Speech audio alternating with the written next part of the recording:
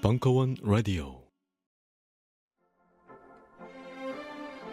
격렬한 런던의 풍경들, 쓰디쓴 리버풀의 눈물, 견고한 맨체스터의 추억, 우울한 베를린의 경기장, 강철 같은 민헨의 힘, 우아한 바르샤의 품격, 떨리는 라이프지히의 예술가들, 뒤틀리는 파리의 리듬. 정윤수의 스포츠와 예술로 떠나는 유럽 도시 여행. 2017년 1월 3일부터 매주 화요일 저녁 7시 충중로 벙커원.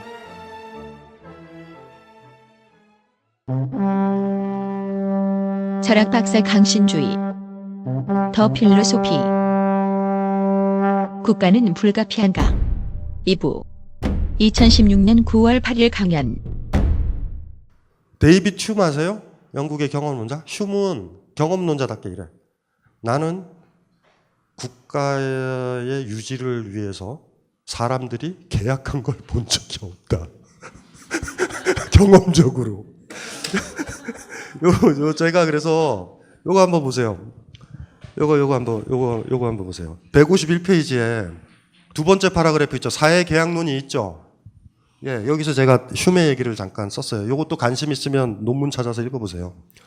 사회계약론이 하나의 진리인 것처럼 통용되던 시절, 그것이 단지 하나의 허구에 불과하다고 공격했던 또 다른 철학자가 있었다. 그가 바로 스코틀랜드 출신의 경험론자 데이비드 휴미였다. 그의 논문 원초적 계약에 대하여가 중요한 이유도 바로 여기에 있다. 이 짧은 논문에서 휴문, 인간이 결코 자유롭게 계약을 맺기 어렵다는 사실을 가난한 농민들과 장인들의 사례를 예를 들며 설명한다. 다른 지역으로 떠나서는 결코 조금도 살 수 없는 가난한 사람들은 어떤 계약이든 달게 수용할 수밖에 없는 처지에 있다는 것이다. 만약 진정으로 사회계약이 가능하려면 모든 사람들이 자유롭게 주어진 국가나 사회를 떠나서 살 수도 있어야만 한다. 이 점이 바로 휴무로 하여금 당시 유행하던 다양한 사회계약론들을 허구에 불과한 것으로 공격하게 했던 핵심 근거였다. 경험론자는 오래 살아야 돼. 네. 왜냐하면 약간 무식하기도 하지만 이게 제일 세거든요. 아유, 안 그렇던데. 이 얘기, 요거 세다. 사회계약론은요, 경험이 없었던 사람들만 아마 어디서 외워서 떠들 수는 있을 거야. 근데 그러는 거야. 이제 사회계약론 나오니까 휴문 보는 거야. 동네 다니면서. 열심히 여기 뭐 계약했어요? 자유롭게? 양도한 적 있어요? 없어, 그런 게. 떠나지 못하는 거야. 그냥 계약할 수밖에 없어요. 이해되시죠? 노사협정 같은 거 있잖아요. 노동자와 최저임금 결정을 할 때. 이해되시죠? 그 메커니즘 봐. 그거는 그 노사정 협의회 때는 괜찮죠. 개별 사업장 단위로 들어가 보라고. 노동자는 못 살잖아요. 거기 떠나면 거기 일하는데. 근데 자본가는 폐업할 수 있잖아, 회사를. 자본가의 최고의 정가의 보도는 회사를 문을 닫아버리면 돼. 이 상태에서 무슨 노사협정을 맺어요? 맺기를. 아무 의미도 없지. 근데 이게 계약이라고요? 계약 아니라는 거야. 허구라는 거예요, 허구. 돌아보면 여러분들도 계약 그렇게 했잖아요. 아들이랑. 2시간 공부하면은 그걸 사줄게. 불평등 계약이죠. 훌륭한 아들이면 절대 그 계약에 사인을 하면 안 돼. 그거 하는 순간 말려 들어가 버리는 거야. 항상 계약은 강자가요. 아주 강교하게 그 약자를 지배할 때 쓰는 게 계약이야. 무슨 말인지 알죠? 자기는 계약을 파기할 수 있지만 약자는 계약을 파기하면 안 되니까. 뭐 이런 것들이 계약이잖아요. 그래서 휴미 이제 경험론적으로 아니 잘도 그러겠다 이런 거예요. 잘도 그러겠다. 그렇다고 해서 휴미요. 루소처럼 라디칼한 사람 아니야. 보수적인 사람이야. 그러니까 휴메 건강하면 그런 거예요. 그냥. 왜 그런 사람들 있잖아요. 다른 이유에서 새누리당을 싫어하는 사람들 있잖아요. 옆에. 좀 묘한 그 사람들 있잖아요. 그냥 상식적으로 그냥 이상한 이유로 싫어하는 사람이 있잖아. 그런 사람들 없나요? 뭐 최근에 이슈가 뭐가 있지? 전혀 다른 이유에서. 예를 들면 이런 거야.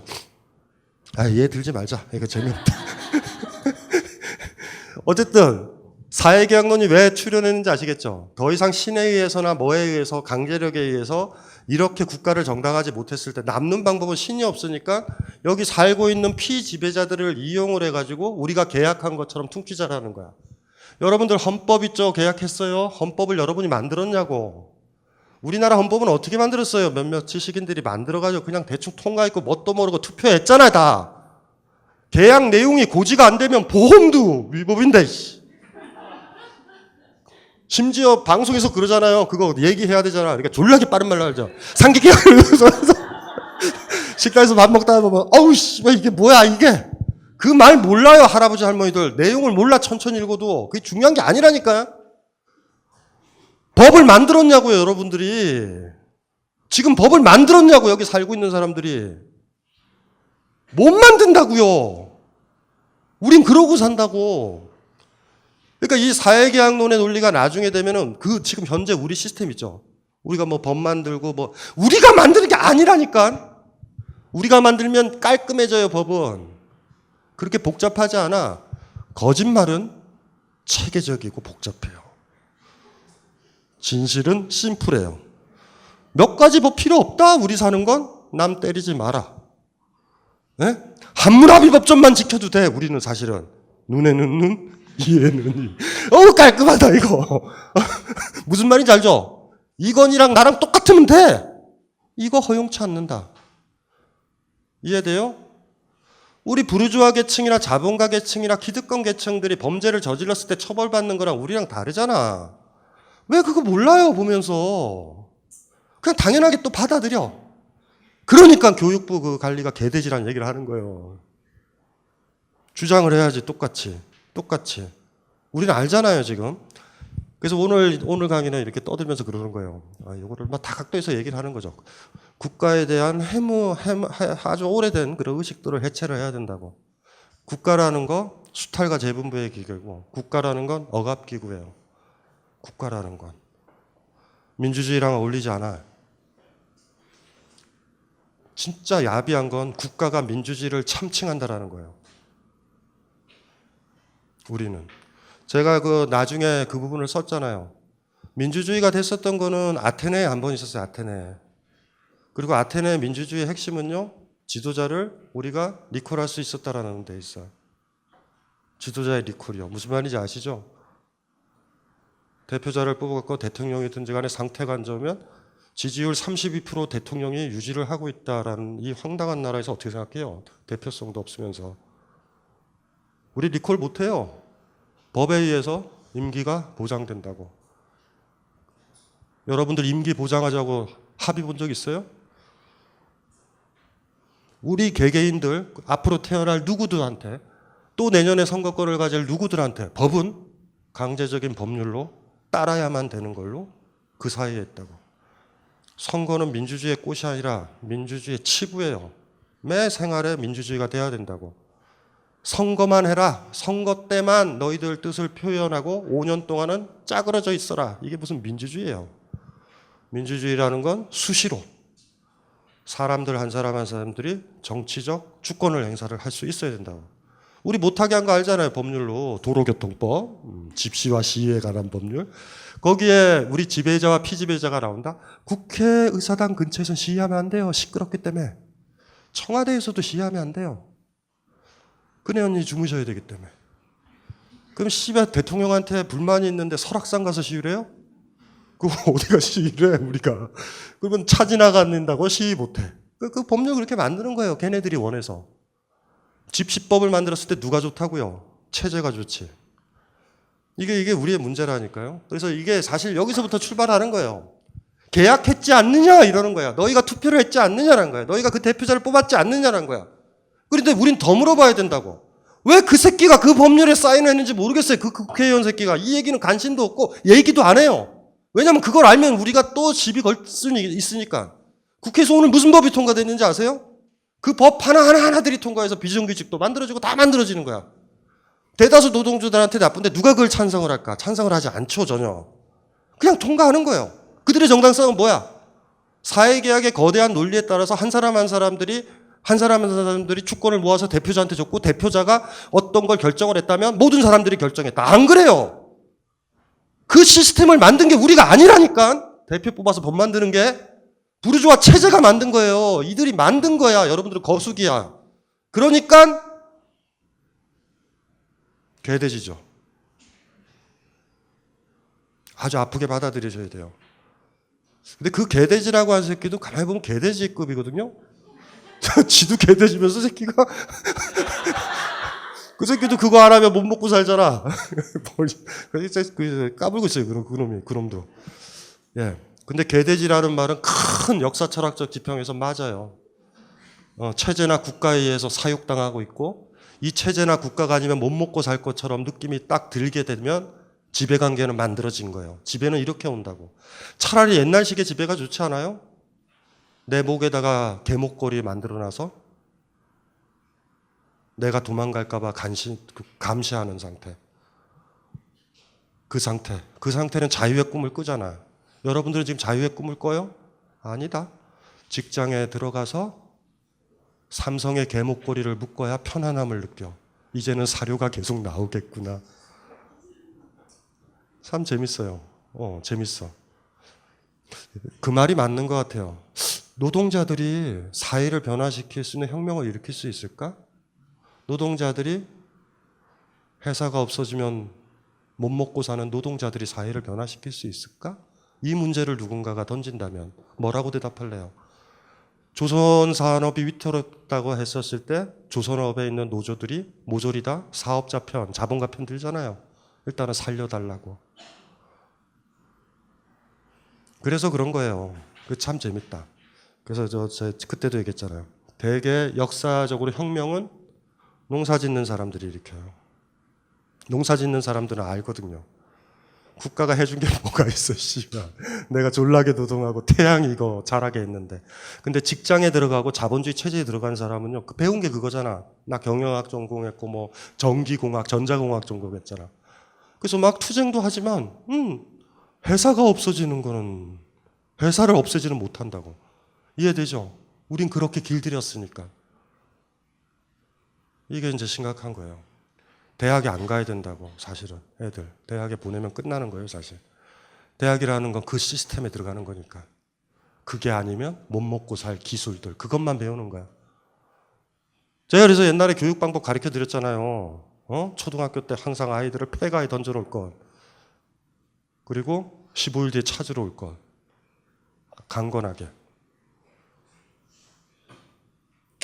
잘 살게. 네?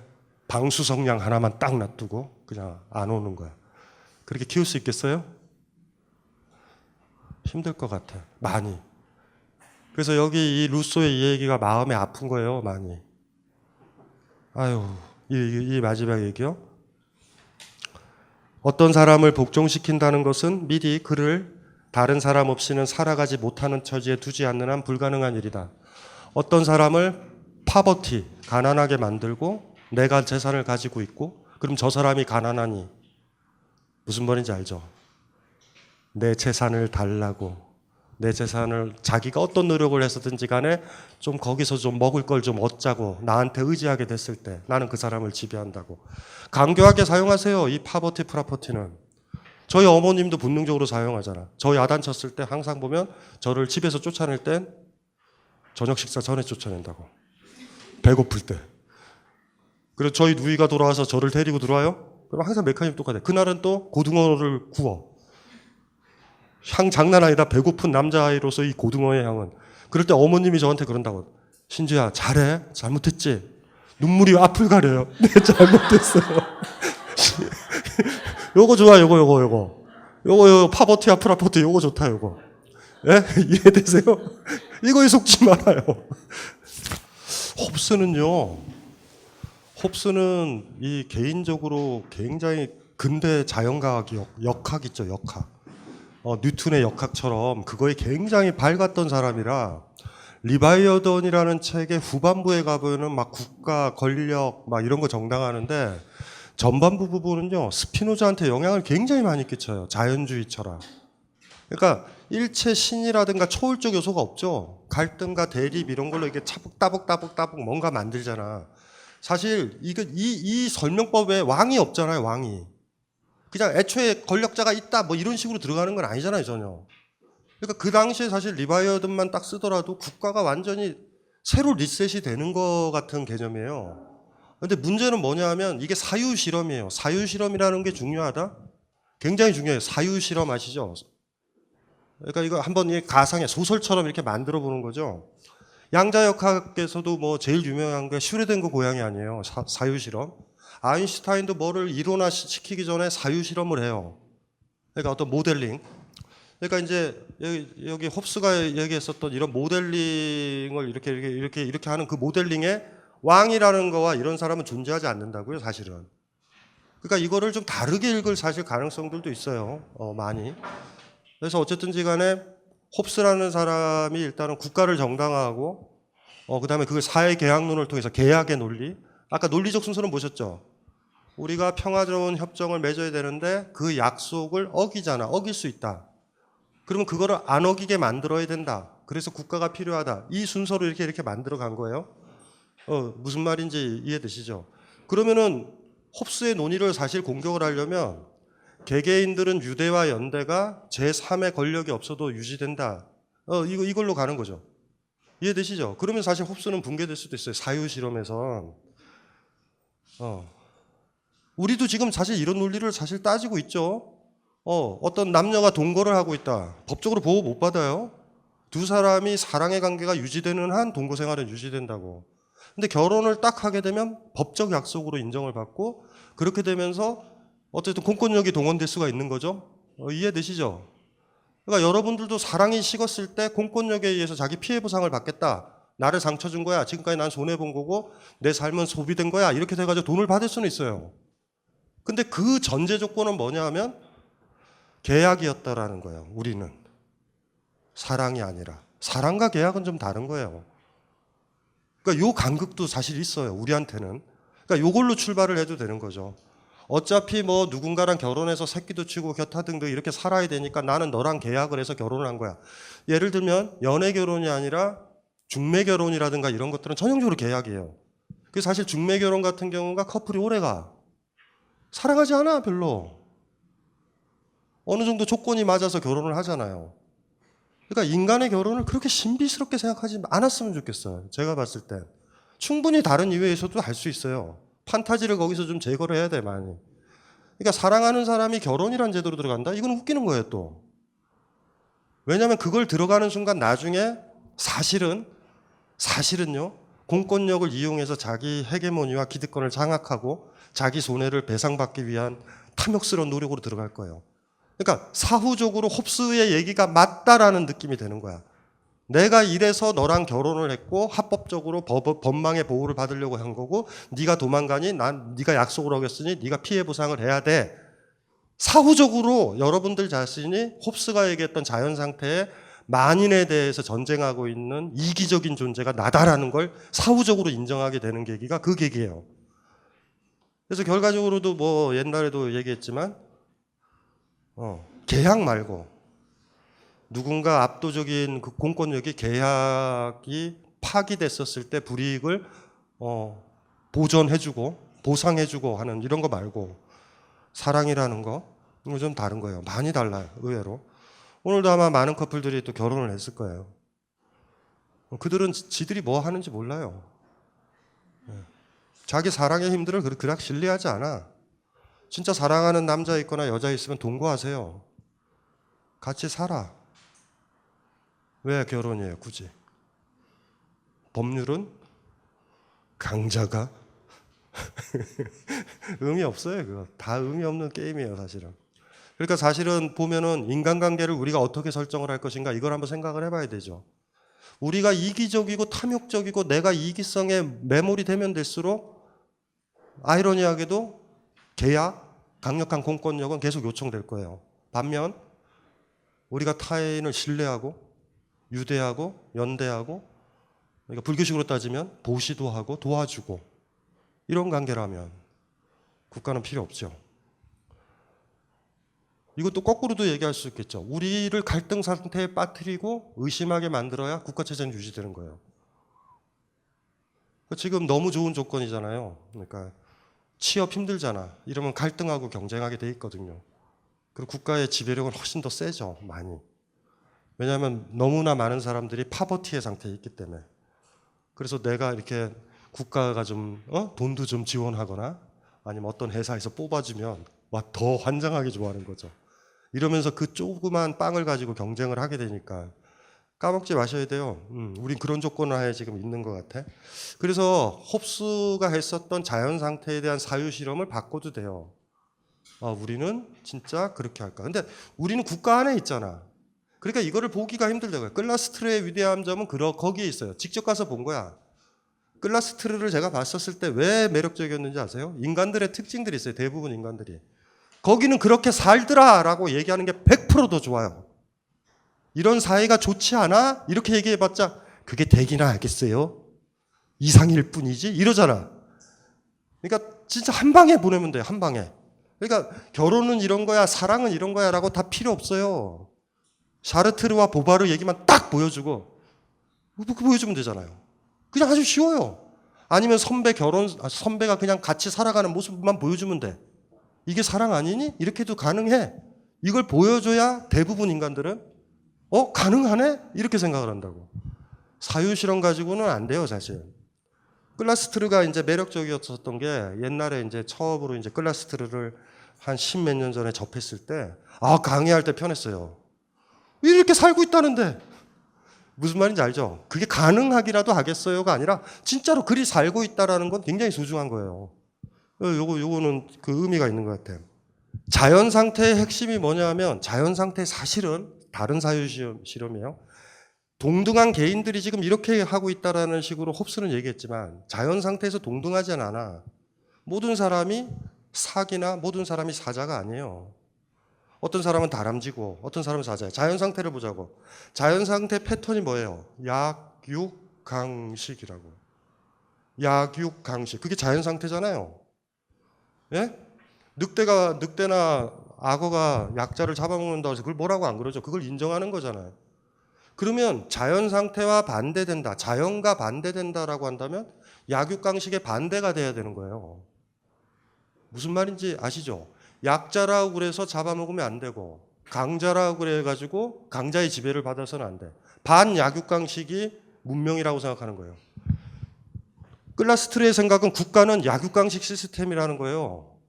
강자나 지배자가 있고 약자가 있고 국민들이 있는 거야. 이렇게 시스템에 권력자가 있고 권력 없는 사람이 있고 자본가가 있고 노동자가 있는 거예요. 이게 야만 상태라는 거예요. 아무리 자동차를 몰고 다니고 에어컨을 틀고 해도 의미가 없다라는 거예요. 그거는 야만 상태라는 거예요. 약육강식은.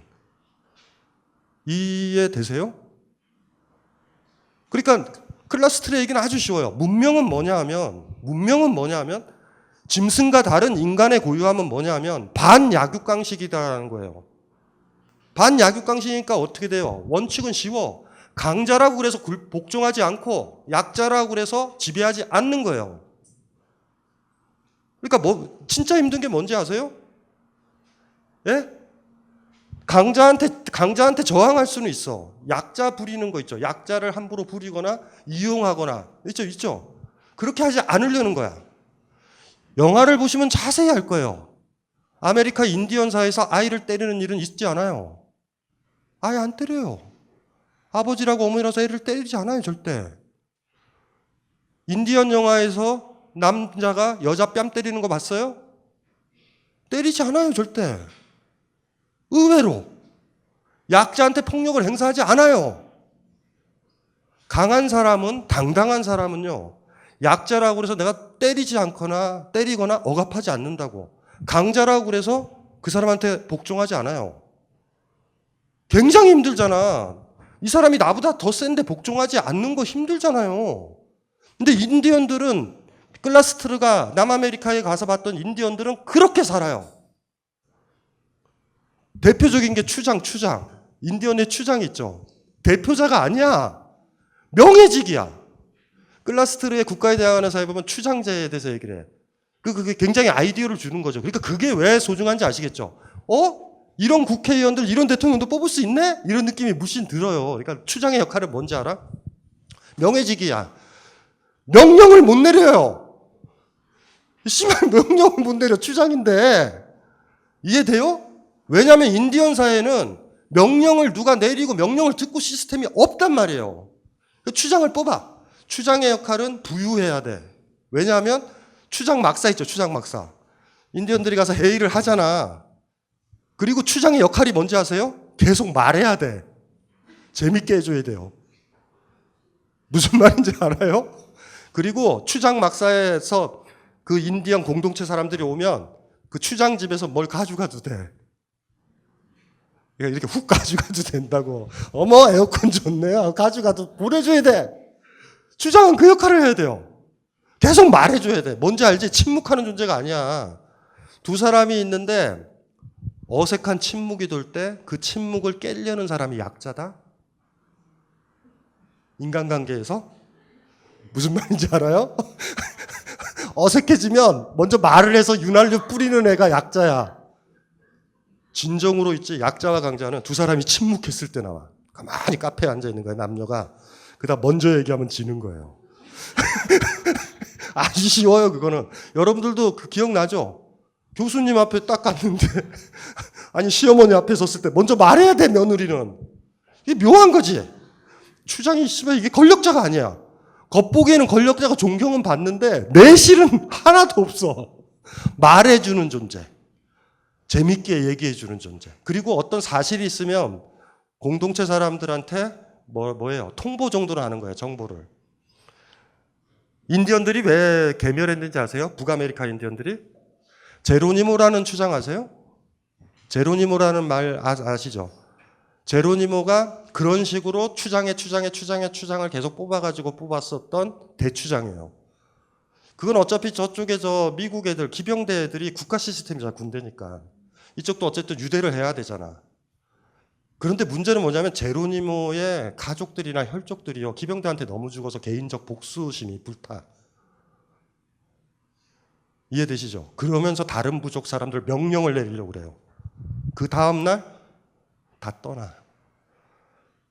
그래서 사실 인디언은 개멸돼요. 전략적으로 보면 군대 조직으로 해서 제로니모가 제로니모는 그러니까 명령을 내릴 수 없는 거예요, 존재가, 추장이. 대표적으로 이런 거야. 잘 보세요. 인디언으로 산다.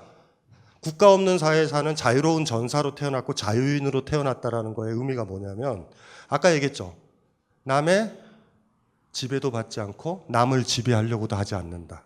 이해되시죠? 그러니까 반약육 강식이야. 무슨 말인지 아시겠죠? 기병대들이 와. 우리를 공격을 해. 우리를 공격하잖아요. 그러면 추장 막사에 또 모여. 그러니까 추장이 막 졸라게 얘기하고 그날도 또 뭐 가져가고 이러는데 그냥 그 얘기만 하는 거예요. 내일쯤 우리 싸워야 될 것 같아. 무슨 말인지 알죠?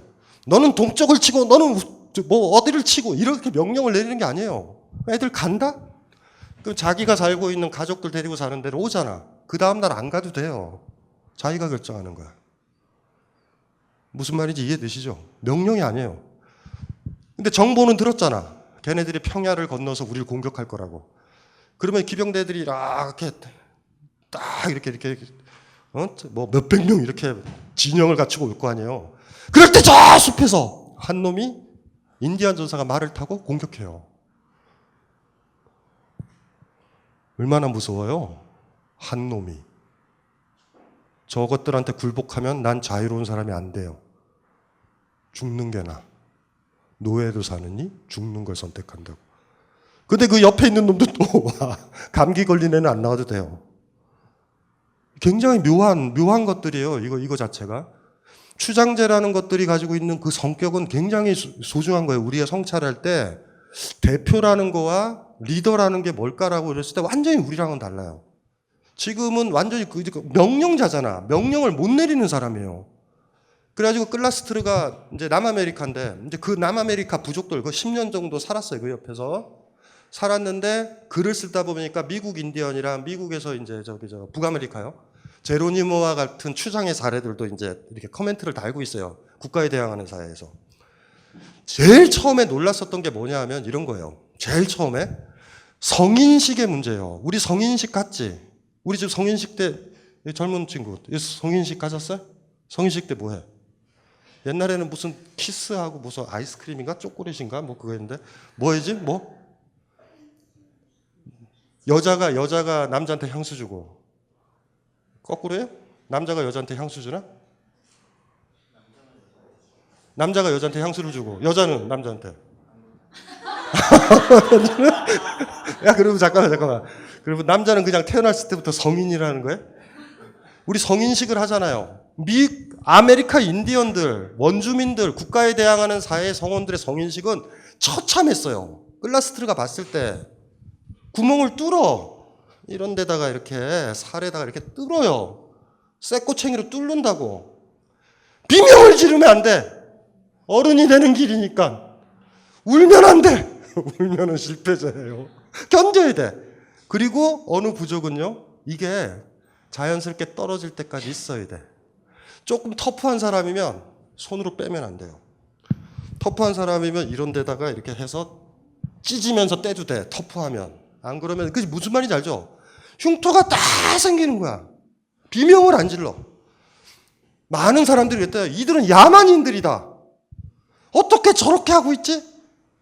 무슨 말인지 알죠? 막 뜯고 막 피부 그거 하고 막 새기고 막 뭔지 알죠? 칼로. 우리 그 영화에도 가끔 보셨잖아요. 그게 성인식이에요.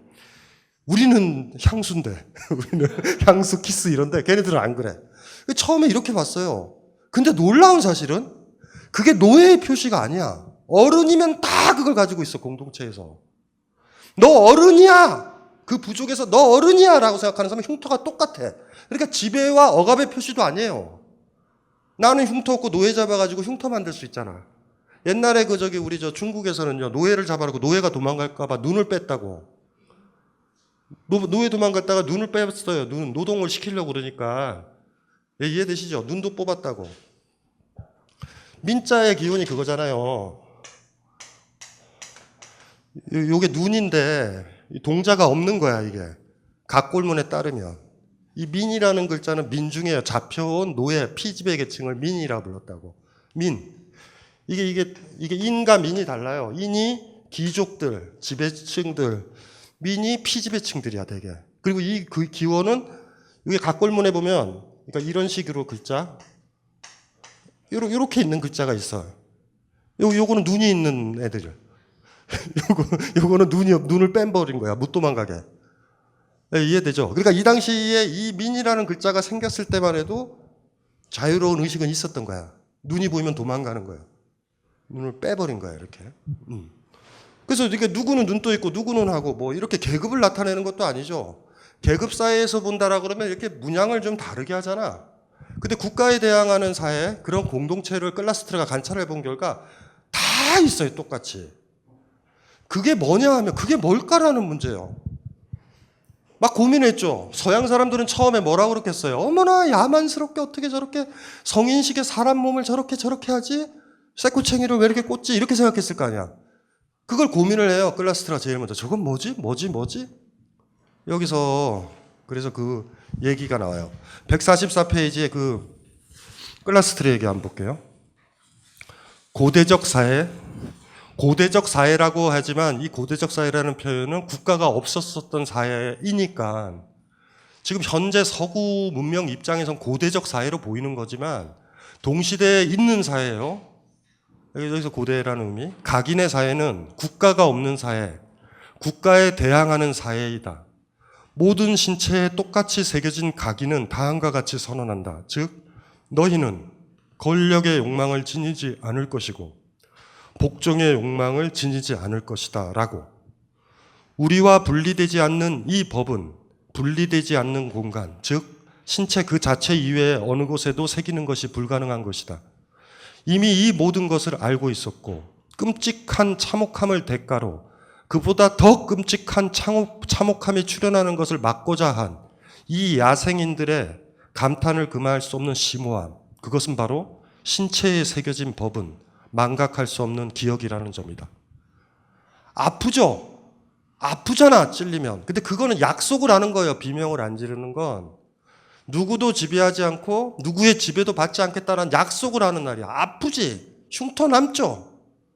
살다 보면요, 약자가 보이잖아. 강자가 보이잖아요. 이해되죠? 그때 굽신거리거나 누굴 지배하려고 그러면은 자기는 개돼지가 된 거예요. 마치 짐승이 된 거야. 야만이 된 거예요. 난 어른이고 인간 공동체고 이 인디언 사회의 특징은 우린 인간이다라는 의식이 너무 세요. 우린 인간이야, 짐승이 아니야, 이런 거. 지금 우리 사회는 야만의 사회예요. 아무리 우리가 BMW를 몰고 다녀도. 아시죠? 강자가 약자를 지배하잖아. 이게 무슨 인간 사회냐고요. 핵목이 있다고 우리가 뭐 동물보다 나아요? 그 정도면 뭐 강력한 짐승이지, 이빨이 더 날카로운. 근데 인디언들은 이런 거예요. 근데 그게 힘들잖아. 잘 보세요. 지금도 통용되는 다른 사례. 지금도 통용되는 다른 사례인데, 인디언들이 사냥을 하잖아요. 어떤 부족은 이래. 사냥을 오면 자기가 그 사냥감을 안 먹는 시스템을 가진 부족도 있어요. 내가 너무나 커. 나 등치 크고 젊어. 20대야. 내가 사냥을 하면 큰 걸 잡아요. 무슨 말인지 잡아. 진짜 큰 멧돼지를 잡아. 그러면 그걸 이렇게 해서 골고루 나눠줄 거 아니야. 나는 좀 뿌듯하지. 근데 나는 먹으면 안 돼. 내지는 남은 것만 먹어. 오케이. 무슨 말인지 알죠? 거기는 지배도 복종도 없어요. 그냥 공동체, 우리 자유로운 같이 사는 사람들이야. 그렇게 줘. 근데 문제는 50 먹은 아저씨가 사냥을 갔어. 50이라고 그랬어요. 힘이 없어. 화살도 많이 안 날아가. 토끼 잡아왔다. 토끼 잡아온 거예요. 그 아저씨는 안 먹어. 50 먹은 그 아저씨는. 나는 어제 멧돼지를 잡아와서 못 먹었는데 토끼 뒤쪽 다리, 우측 다리 하나 들어왔어. 씨발. 화나지 않아요? 화나죠? 이게 뭐예요? 내가 훨씬 더 잘 살 수 있는데, 내가 더 힘이 센데, 그래도 감당해야 될 때 유혹 오지 않아요? 저거 늙어 빠진 것들 저거 뭐 해야 돼? 뭐 이렇게 생각나지 않아요? 내가 더 센데. 이런 생각, 막 권력에 대한 욕망 막 이런 거 생기죠. 그럴 때 그 상처가 그 젊은 20살 먹은 인디안 전사한테 보이는 거예요. 어떤 참혹함을 겪었어요, 내가. 누구도 지배하지 않는다라고 그랬잖아. 예? 누구한테 복종하지도 않는다 그랬잖아요. 그래서 지금 강조하는 게 그런 거예요. 지금도 그렇다? 그 클라스트르의 사례가 아니에요. 지금도 태평양의 어느 섬에는 똑같아. 물고기를 잡아오잖아. 잡아오면요, 배에 이렇게 싣고 올 거 아니야. 옛날식의 수로 채직식으로 바다에서. 다 달려들어요. 마을 애들이 통 가지고 집집마다 이렇게 통 가지고 와. 할아버지, 꼬맹이들 다 나눠줘. 이해돼요? 와, 씨발 이게 뭐예요? 저것들을. 그런데 그 할아버지는 옛날에 자기가 꼬맹일 때 자기한테 물고기를 줬던 사람이야. 그리고 지금 내 물고기를 가져간 그 꼬맹이는요, 나중에 성인이 돼서 나한테 물고기를 주라예요. 이게 공동체예요. 무슨 말인지 알죠? 물고기 이렇게 잡아와서, 나는 프라포티가 많잖아. 여기 할아버지랑 꼬맹이들한테, 야, 여기 발에 뽀뽀해. 고기 2마리 줄게. 이럴 수도 있다?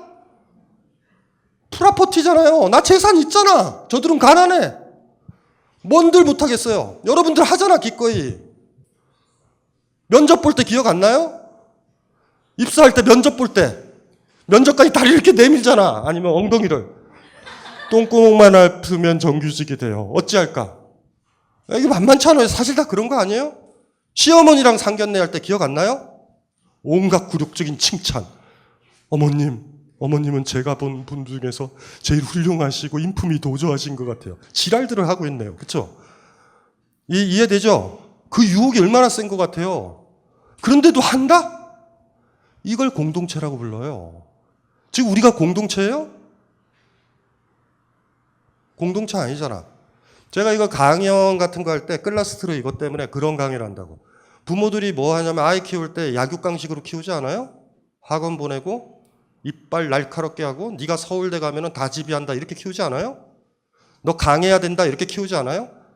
아이가 어느 날 딱 돌아와가지고 그럴 수 있어요. 엄마한테. 엄마, 철수 알지? 철수 알지? 철수가 항상 2등이잖아. 난 그게 너무 마음이 아파. 그래서 오늘 시험을 망쳤어. 그럼 엄마는 뭐라 그래요? 지랄하고 있네, 비용신 새끼. 칭찬해줘요?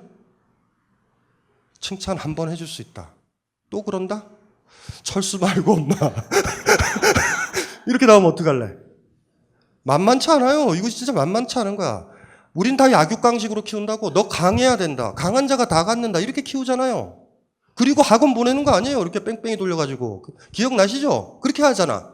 그런데 훌륭한 엄마라면 이렇게 키워요. 너 약자를 돌보고 강자한테는 복종하지 말아라고 키운다. 너 약자를 돌보라고 키운다면. 어미가 늙어서 할머니가 됐을 때 아이가 돌봐 안 돌봐요? 돌보지. 병신들이죠. 그러니까 나중에 버려지는 거예요. 버려질 거 생각하니까 연금 생각하고 이러고 사는 거예요. 다들.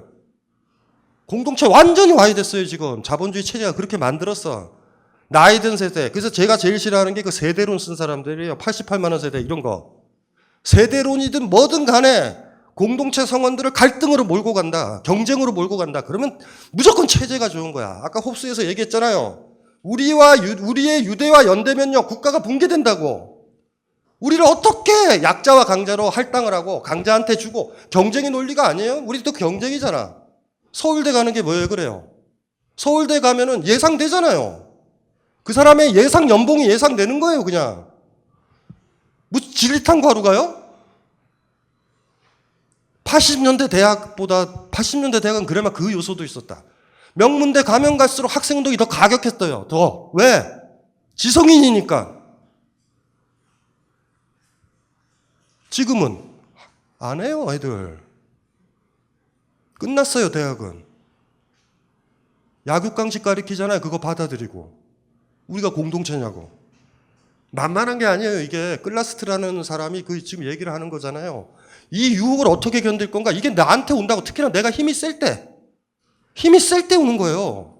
내가 멧돼지를 이렇게 큰 거 잡아와서 다 나눠줬는데 저 나이든 할아버지가 말이야 토끼 한 마리 잡아. 토끼면 낫다.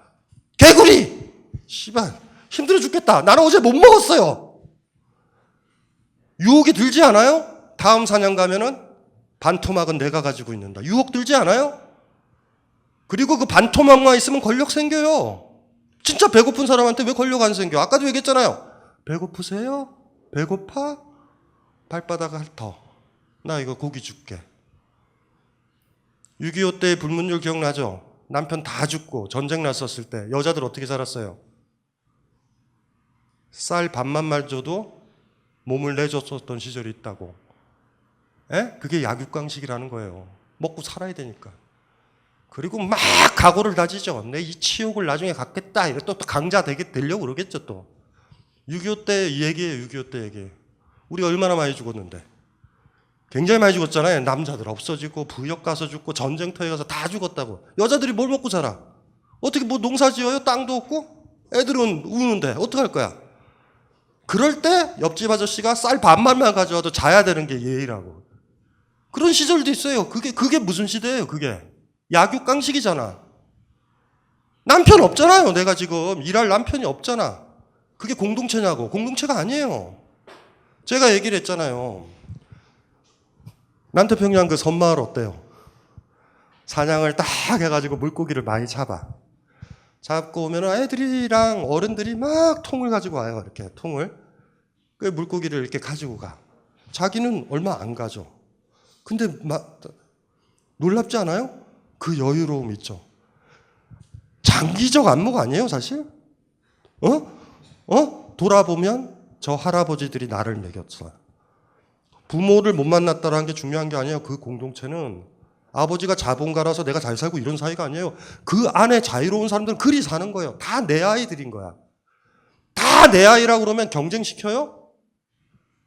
쟤는 내 아이니까 좋아져야 되고, 쟤는 그래서 더 좋아져야 되고, 쟤는 권력을 줘야 되고 이러잖아. 이해되시죠? 하나의 방법이 있어. 애를 낳자마자 애를 공동육아를 시켜서 애가 누군지도 모르게 해야 돼요. 그래야 공동체의 가치는 간신히 살 거예요. 어쩌면. 그리고 자기 아이가 절절하면 애들 있는 그걸 다 도와줘야 돼. 무슨 말인지 알아요? 가능하겠어요? 만만치 않다. 이거 만만치 않아요. 유혹이 왜 안 들어요? 들지. 그래서 인디언 사회랑 국가에 대항하는 사회는요. 그렇게 한 거예요. 몸에다 새기는 거예요. 자유로운 사람들은 다. 그래서 비명을 지르면 안 돼. 그거 가지고 비명을 지르는 사람들이 나중에 그 유혹이 들 때 그걸 어떻게 견디겠어요? 무슨 소리인지 아시겠죠? 클라스트르가 그걸 본 거예요. 여기 뭐 노골적으로 얘기하잖아요. 너희는 권력의 욕망을 지니지 않을 것이고 복종의 욕망을 지니지 않을 것이다. 어떠세요, 여러분들은? 이게 만만치 않죠? 글라스트르가 놀랍게 감동했었던 게 그런 거예요. 와, 돌아보면 그러네. 우리가 문명이라고 그랬었던 것들이 거대한 건물, 높은 건물, 근사한 어떤 운송기관, 컴퓨터, 스마트폰이라고 생각했는데 그게 아닌 거죠. 그게 아닌 거예요. 인간이 동물과 다르다면, 인간이 고유하다면, 인간이 가치가 있다면 약육강식에서 벗어나야 된다고. 약자를 돌보고 강자한테 복종하지 않아야 된다고.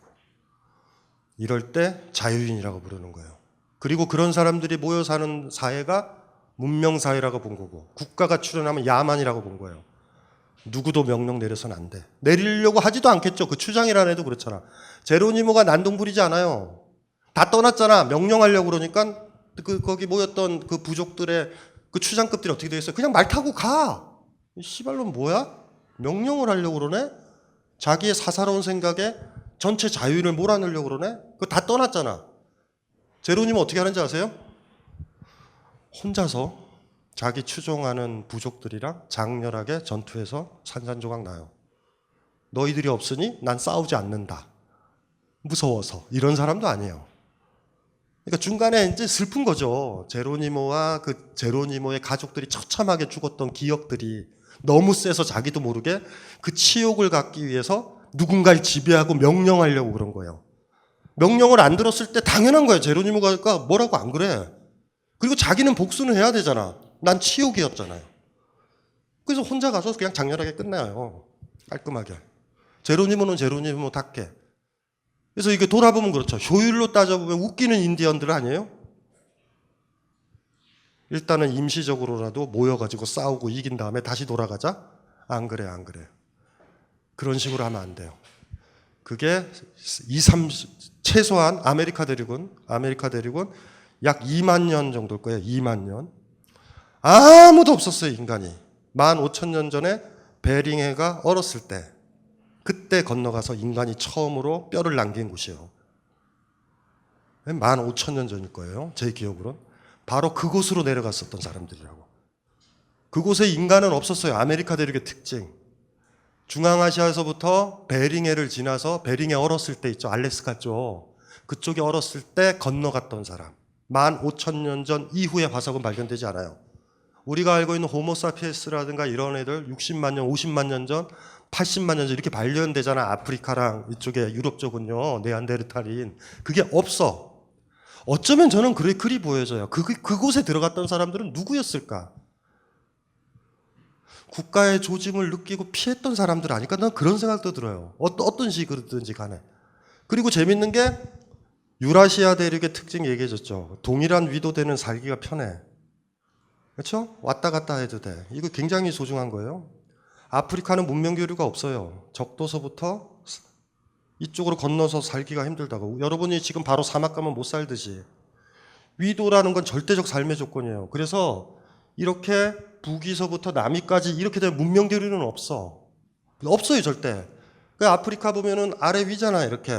적도서부터 이렇게 쭉 올라가잖아. 그러니까 이렇게 교류를 안 해. 교류는 항상 이렇게 가요. 에어컨도 없잖아. 이렇게밖에 못 가요. 이렇게밖에. 그러니까 유라시아는 실크로드만 해도 그 라인이 이렇게 비슷하다고 이렇게. 이해되죠? 이렇게 문명 교류를 해. 이렇게는 안 돼요. 근데 이쪽에서 넘어왔잖아. 넘어와서 이 각 층이 있는 거예요. 여기는 짐승들도 다르고요. 해충도 달라. 그럼 여기를 건너간다고. 여기 다 고립이 돼요, 이렇게. 요 밑쪽까지 다 내려가 있어, 이렇게. 그래도 여기에 보면 멕시코 쪽에 뭐 아즈텍 문명 이렇게 있잖아. 여기랑 잉카 문명이 교류 안 해요. 위도가 달라. 이게 이런 식으로 돼 있어요. 이런 식으로. 근데 이게 이쪽이 15,000년 전에 넘어갔다고. 이들이 재밌는 거예요. 이들이 왜 그 유라시아를 벗어서 저쪽 기 들어갔을까? 이런 것들은 재밌어요. 인류학적으로 재밌는 거야. 어쨌든 미국에서는 문명이 그 인디안 문명들이 꽤 많이 그 북미 대륙에도 발견되고 이렇게 발견되거든요. 근데 우리가 알고 있는 건 뭐냐면 제국이에요, 제국. 잉카 제국, 마야 제국, 권력이 있다고. 권력과 국가가 있다라는 거의 상징, 거대 건물이 있어야 돼. 이거는 지금도 마찬가지예요. 63빌딩이 있다라는 건 자본가가 있고 노동자가 있다라는 거예요. 미쳤다고 씨발 그거 높은 걸 줘요? 위험하게? 지금은 조건은 임금을 받는다는 조건에서 했고 옛날에 이집트 때는 강제로 노역을 한 거의 차이예요. 자발적으로 복종하느냐 타율적으로 복종하느냐의 차이지 지배 관계는 있는 거잖아. 그래서 자유로운 사회에서는요 유물이 안 남아. 유물은 강제 노동이 돼야 된다고. 거대한 분묘를 왜 만들어요? 왕릉을 왜 만들어? 미쳤다고 만들어요? 그 새끼 죽었는데 내가 왜 만들어? 동원되는 거지. 여기 경복궁이 있다 그러면 야만의 흔적이라니까요. 경복궁을 이성계가 지었어? 아니잖아요. 다른 사람이 짓는 거란 말이에요. 그래서 사실은 이쪽에서 제국이 있다라는 거는 아죠. 마추픽추서부터 잉카, 마야, 아즈텍 보면 거대 사원들이 있잖아. 국가가 생긴 거야. 클라스트리의 숙제예요, 그게. 아니, 왜 인디언들 중에 어떤 사람들은 자유로운 공동체, 국가에 저항하는 걸 끝까지 유지했는데 왜 어떤 인디언들은 제국을 만들었을까? 클라스트리 뭐 고민했는지 아시겠죠? 이거는 굉장히 중요한 문제예요. 왜냐하면 그 갈림길만 잡은다면 바로 그 부분이 국가에서 벗어날 수 있는 길이 열리는 실마리이기도 하잖아. 총기 알잖아. 총기. 분해는 결합은 분해의 역순. 19세기에 유명한 말 있잖아요. 이 세상에 절망했던 사람들이 많이 쓰는 말. 이놈의 세상을 완전히 다시 산산이 쪼개서 다시 결합하고 싶다. 여러분들도 그럴 때 있죠? 에? 삶을 완전히 쪼개서 다시 맞추고 싶다. 어디 탈구된 것처럼 다리 절구 사는 것 같아. 다시 다 맞추고 싶다. 힘들지만 퍼즐처럼 지금 잘못 맞춰진 삶인 것 같다. 똑같은 거예요. 클라스트르가. 클라스트르의 국가에 대항하는 사회의 몇몇 챕터는 바로 잉카 제국과 마야 제국과 국가가 생긴 거 있죠. 에? 왜 생겼을까를 고민하기 시작한다고. 방향은 잡은 거죠. 클라스트르가. 145페이지에 그분이세요. 응? 클라스트르 사진 중에서 그렇게 잘 나온 편은 아닌데 어떤 사진을 보면 영화 배우세요. 영화 배우세요. 잘생기지 않았어요? 이 사람이 10여 년 동안 있다가 프랑스로 들어오고요. 이제 발표도 해야 되고 이러잖아. 그 다음 연구를 뭐를 해야 될까? 이렇게 생각을 해서 그거를 국가에 대항하는 사회에 암시를 해요. 근데 프랑스에 돌아와서 교통사고로 죽어. 다시 남미로 못 가요. 이 사람이. 그래서 이 사람 책은 국가에 대항하는 사회라는 단행본가 이 사람이 죽고 나서 논문집 묶은 게 단데 놀랍게도 우리나라에 2권 다 번역돼 있어요. 국가에 대항하는 사회 한 권, 폭력의 고고학이라는 책이 논문집 모은 거야. 논문집. 훌륭한 나라 아니에요, 우리나라? 클라스트리의 책 2권이 다 번역돼 있는 거의 유일한 나라일 거야. 미국에도 번역돼 있는데 미국은 미네소타 대학 출판부에서 영어로 번역돼 있는 걸로 알고 일본에서도 국가에 대항하는 사회만 번역된 걸로 아는데 어차피 우리나라는 2권. 우리나라의 특징들이 있어요. 강호에 상태 안 좋은 사람이 꼭 한 사람씩 있어. 굳이. 클라스트르 오늘 처음 들어보신 분도 있을 거예요. 클라스트르는 강력한 사람이에요. 그래서 제가 이제 농담 삼아 그러죠, 사람들한테. 너 박사학위 논문 쓰고 싶니? 위대한 학자가 되고 싶니? 클라스트르 대신 들어가. 국가가 어떻게 생겼는지 해명을 해내. 여기 있을 때가 아니라고. 다 필요 없어요. 생각하지 마요. 비트겐슈타인이 그렇죠. 그렇게 얘기하잖아. 생각하지 말고 보라고. 사랑은 이럴 거야. 백날 해도 소용없다. 아무리 생각해도. 사랑을 해봐야 되죠. 클라스트르의 안타까움은 그런 거예요, 사실은. 돌아만 갔으면 더 좋은 해답을. 비슷한 얘기를 하는데 가설, 인구론적 가설이 있어요. 인구가 많으면 안 된다, 씨발. 국가 생기기 쉽다. 그래서 한 1000명인가 1500명 정도까지는 자유로운 공동체가 가능한데 넘어가면 뭐 그런 얘기도 하는데 좀 개연적이에요. 그런 가설들은 국가에 대항하는 사회에 있어요. 여러분들이 해명을 해봐. 그러니까 인생 낭비하지 말고 여기서 말씀 스마트폰 보지 말고 남미로 가. 남미로 가서 그 책에 나와 있는 부족 있잖아요. 부족 이름 거기 따라가. 가요. 여자라도 가도 돼. 나 클라스트르 딸이라고. 그래서 그냥 가. 가서 연구를 해요. 거기 프로젝트가 그거예요. 그거 진짜 중요한 거야. 뭐 그래서 벌써 뻘났다고. 클라스트르는요. 대학에서 인류학자들이 강의하지 않아요. 대학에서 강의 안 해요. 클라스트는. 이 사람의 목적은 정치 인류학이거든요. 정치를 정당화하는 게 아니에요. 인간의 자유로운 상태에 대해서 꿈을 꿨었던 사람. 그리고 얼마나 경이로워요. 10년간 살았을 때 이들의 지혜들. 수천 배 우리보다 더 지혜로운 사람들. 그리고 의지가 강했던 사람들. 자유인이 전사라는 걸 알았던 사람. 나를 지배하려는 사람과도 싸우지만 내가 누군가를 지배하려는 나의 권력욕과도 싸웠던 사람. 그리고 그걸 이겨내려고 했었던 사람. 이 사람들을 어떻게 지배하죠? 고개를 안 숙이는데 죽일 수밖에 없어요. 이 정도 돼야 된다고. 우리한테 너무 힘든 거죠. 쉽게 고개 숙이는 우리. 또 재밌는 거 하나. 여기 요번에 추가를 하면서 제가 뭐를 넣냐 하면 클라스트르가 이게 저기 마르크스주의자들한테는 좀 짜증나는 얘기를 했다고. 기억나시죠? 경제적인 게 정치적인 걸 결정하잖아. 클라스트르는 그렇게 생각하지 않아요. 정치적인 게 경제적인 걸 결정해. 지배자가 부르주아가 되는 거지. 무슨 말인지 알죠? 자본주의 관계가 있어서 부르주아가 지배자가 되는 건 아니에요.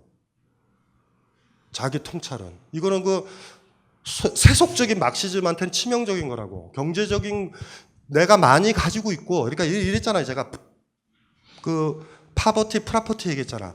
내가 많이 가지고 있고 저 사람은 없으니 내가 저 사람을 지배할 수 있잖아요. 한번 생각해봐. 사막에서 이 사람 물 없고 나 생수 5통 있어. 너 옷 다 벗어. 그래도 벗는다? 내가 지배할 수 있어요. 물이 없잖아. 이해되죠? 이해되시죠? 그런 경제적인 관계가 지배관계를 낳는다라는 게 보통 막스의 생각인데 클라스트르는 이런 거야. 그 사람한테 생수를 뺏은 거예요.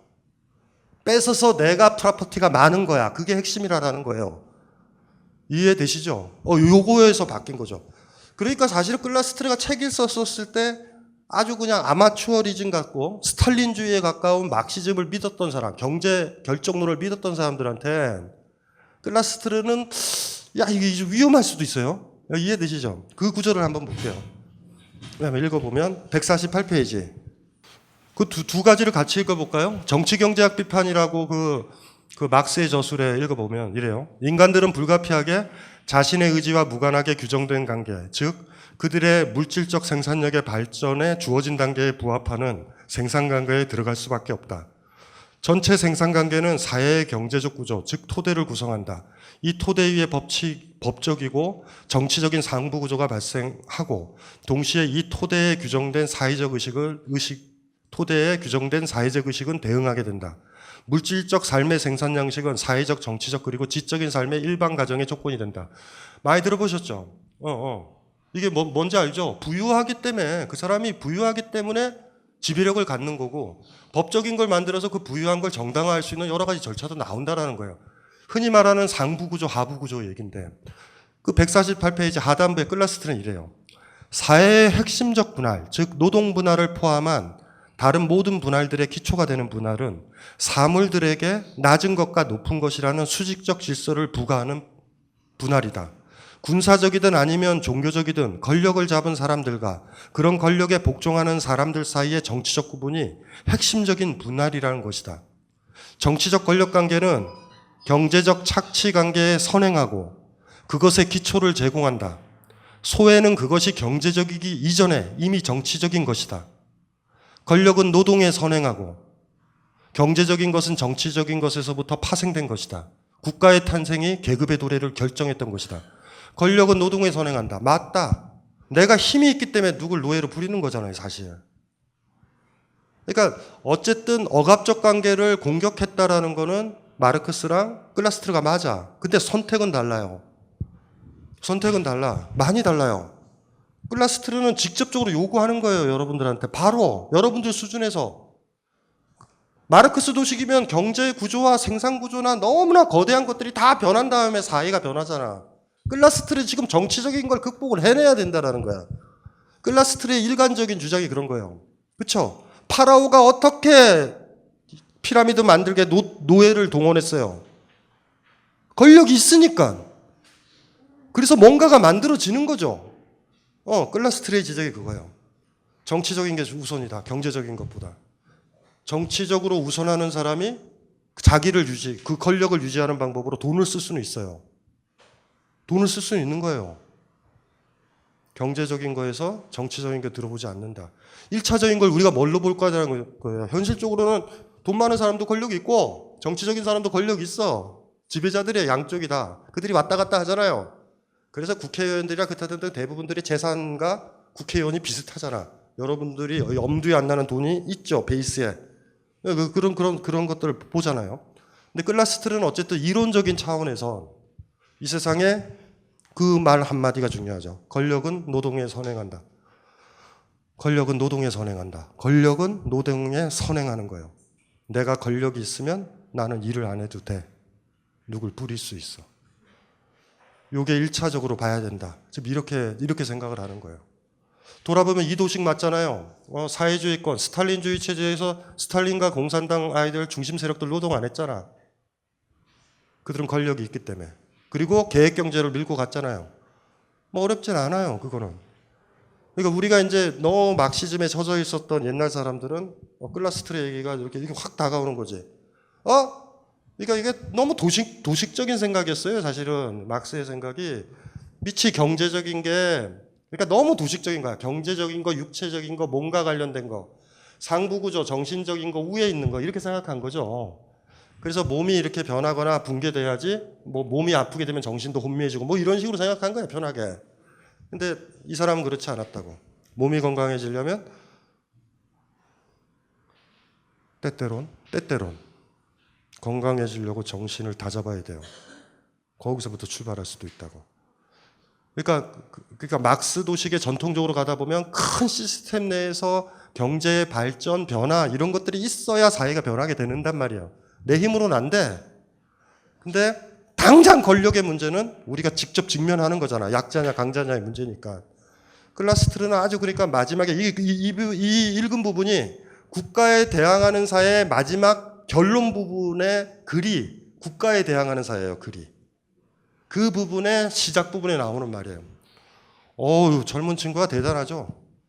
흔히 뭐 진보의 대부라고 하는 마르크스를 한 방에 날려버리는 거예요. 그냥. 정치적 위계관계가 경제적 위계관계도 만든다. 그 이상도 이하도 아니다. 물론 때때로 경제적 위계관계 안에 정치적 위계관계가 함축되기 때문에 경제적인 것들 때문에 정치적 위계관계가 생긴다고 착시 효과는 가질 수는 있어요. 어차피 마찬가지잖아. 현대사회의 특징이 그거죠. 돈 많은 놈이나 권력 가진 놈이 지배하는 거 아니야. 그렇죠? 그러니까 뭐 우리 입장에서는 뭐 크게 지금은 그래요. 지금은 편하게 읽히는데 클라스트르가 처음에 나왔을 때 좌파 세력이나 경제결정론이 강했을 때는 클라스트르 얘기는 굉장히 뭐라 그러냐면 무슨 말인지 알죠? 사회과학적이지 않은 주장으로 오해되기가 쉬웠을 것 같아. 그래서 클라스트르가 프랑스에 소개됐을 때 그닥 영향력이 세지 않았었던 이유이기도 해요. 그게. 근데 지금은 돌아오면서 스탈린주의나 그런 것들이나 이런 경제 발전론, 사회민주주의 이런 것들을 알고 있기 때문에 이제 클라스트르가 더 유효하죠. 예. 빅그린 2, 3 샴푸. 이걸 쓰면 머리카락에 힘이 생깁니다. 말도 안 되는. 제가 지난 시간에 머리카락이 힘이 생긴다고 그래가지고 말도 안 되는 소리라고 그래서 광고 떨어질 줄 알았거든요. 근데 진짜로 힘이 생긴다는 걸 증명하기 위해서 광고를 연장하였다. 좋아! 그럼에도 많은 분들이 구매해 주셨습니다. 그리고 구매 후기를 통해 인정해 주셨습니다. 딴지마켓 재구매율 53%에 빛나는 빅그린 투쓰리 샴푸 23일 후 변화가 없으면 100% 환불해드리겠습니다. 지금 바로 딴지마켓에서 확인하세요.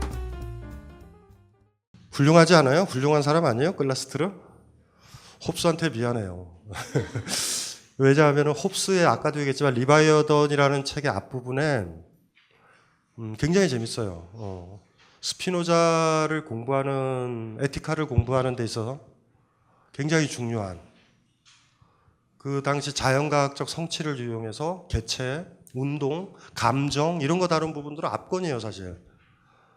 지금 최근에 그 학술진흥재단에서 이렇게 이제 정권에서 지적인 사람들한테 돈을 안 주게 되면 이 사람들이 사회 불만 세력이 되고 악플 달고 댓글 달까봐 학술진흥재단을 만들어서 연구비를 주면서 길들이는 제도가 있어요. 그 청나라 때 청제국이 들어섰을 때 한족 지식인들한테 프로젝트로 사고전서 작업을 한다고. 사고전서 아세요? 역대 문헌들 정리하는. 정신승리하기 좋잖아. 순수한 지적 작업하니까. 그런 것처럼 지금도 박사학위 받은 사람들 중에서 비리비리하다 불만 가질 수 있잖아. 이거 굉장히 위험하거든. 그래서 이 사람들 학술진흥재단 이런 데에서 뭐 저 한 달에 한 300만 원, 400만 원 정도, 300만 원 정도일 거야 아마. 한 3년 계약도 있고 뭐 BK 뭐 브레인 코리아 뭐 이런 거. 체제가 지식인 길들이는 방법이죠 뭐. 그 와중에 어떤 사람이 리바이어든을 번역을 했어. 정부에서 지원을 받고. 그게 이제 나남이라는 출판사에 리바이어든이 번역돼 있어요. 그러니까 그 책은 만만한 책이 아니니까 앞부분 재밌어요. 앞부분 다양하게 인식론, 자연과학, 우주론, 형이상학, 지금 우리가 읽었었던 사회계약론까지 모든 요소가 다 들어있어요. 리바이어든 중요한 책 중에 하나예요. 그 사회계약론과 국가라는 측면에선 지금 이렇게 클라스트랑 제가 대조를 보인 거예요. 왜냐하면 홉스는 자연 상태에 있어 본 적이 없거든. 클라스트르의 파괴력은 자연 상태에 있었고. 근데 중요한 거는 뭐냐면 루소도 자연 상태에 있지 못해서 누가 쫓기고 뭐 예를 들어 루소는 감은 아는 거지. 누가 내 동굴을 차지하면 난 도망간다. 개인이잖아. 우리 생각이 그래요. 국가 아니면 혼자 산다. 이런 도식은 국가가 만든 거야. 그래서 외롭다, 쓸쓸하고 힘들다. 그런데 그런 고독한 개인, 갈등하는 개인, 두려워하는 개인, 타인을 무서워하는 개인은 존재하지 않아요. 인간은 어디서나 사랑하고 유대하고 서로 나누면서 살아오면 되니까. 홉스와 루소의 자연 상태의 특징이 공통점이 뭔지 아시겠죠? 개인들이야, 개인. 연애도 안 해, 이놈의 자연 상태 인간들은. 그러니까 이제 클라스트르는 생각한 거죠. 국가가 없다면 우리가 더불어 못 산다고? 아니야. 남미에 갔었던 클라스트르가 발견한 건 그거예요. 더 강한 사회, 국가에 대항하는 사회. 사회의 모든 시스템이 국가라는 형식이 나오는 걸 막으려는 사회. 그러니까 그 책 재밌어요. 국가에 대항하는 사회의 문학활동은 어떨까 궁금하지 않아요? 그들의 시, 음악들은? 그것도 있어요, 꼭지에. 국가에 대항하는 사회에 말하는 건 어떻게 말했을까? 궁금하지 않아요? 거기 있어요, 다. 그래서 국가에 대항하는 사회를 보시면은 재밌는 거예요. 다 필요 없다. 사유 실험도 필요 없어요. 남미에 가면은 다 해결됐었는데. 네. 이미 전제가 뭔지 아시겠죠? 루소나 홉스는 모조리다. 국가를 벗어나면 개인으로 있다. 이 이미지가 너무 강해. 그런데 그래도 루소는 머리가 좋아서 그래도 지배는 못한다. 자연 상태에선. 요거는 발견해낸 거예요. 근데 그런 점에서 이제 단계적으로 되겠죠. 홉스의 자연 상태, 루소의 자연 상태, 클라스트르의 자연 상태 하면서 자연 상태라는 게, 그러니까 국가가 없는 사회라는 게 뭔지라는 그림은 좀 그려지죠. 국가가 저주했던 것과 달리 의외로 국가가 암적인 존재라는 것들이 드러날 수 있다고요. 자, 여기서 저기서 쓸데없는 지적인 활동과 책 읽는 활동이 싫고 필드에서 활동하고 싶은 사람들, 예? 남미로 가요. 내 누누이 얘기했잖아. 남미로 가서 있어요. 9달 보세요. 9달. 9달은 겨우 침팬치잖아. 이거는 인류사를 뒤집어 놓을 수 있는 연구 성과가 나온다니까. 지금 여기 이러고 있을 때가 아니야. 야, 이러고 있을 때가 아니라고. 알았지? 너도 가서 성인식을 다시 가지라고. 울면 안 돼. 아프다고 징징거려서도 안 되고. 예쁘죠? 클라스트르. 안타까워요. 왜 또 확 죽었을까? 그쵸? 더 울거먹을 수 있는 학자인데. 프랑스에서. 남미에 있었으면 안 죽지. 남미는 오토바이도 없는데. 괜히 파리에서 오토바이 타다가 죽고. 그리고 멋있는 사람이에요. 클라스트르. 의지의 화신이죠. 뭐 꿋꿋하지. 온몸으로 자기 경험으로 막시즘 자체랑 맞짱을 떴었던 사람. 일체의 억압관계, 그거에 대해서 가장 깊게 생각했던 사람. 그리고 그것을 위해서는 우리 인간 자신이 자기 자신이 얼마나 강한 지배력과 의지가 있어야 되는지, 자기의 권력욕 눌러야 되고 타인이 행사하는 권력욕에 싸울 수 있는 거의 자유의 전사가 되지 않으면 안 된다라는 교훈도 클라스트레를 딱 보면서 저는 생각한 거죠. 아, 맞다. 민주주의 사회? 한 사람 한 사람이 주인인 사회라면 민주주의 사회는 제도로서 유지되는 게 아니라 이런 사람들이 얼마나 많으냐에 따라 결정된다. 우리가 누군가한테 기꺼이 복종하려고 그러는데 뭔 민주주의 사회예요? 의미도 없지. 그런 생각도 좀 많이 해봐요. 이 강의는 벙커원 어플에서 동영상으로도 시청하실 수 있습니다.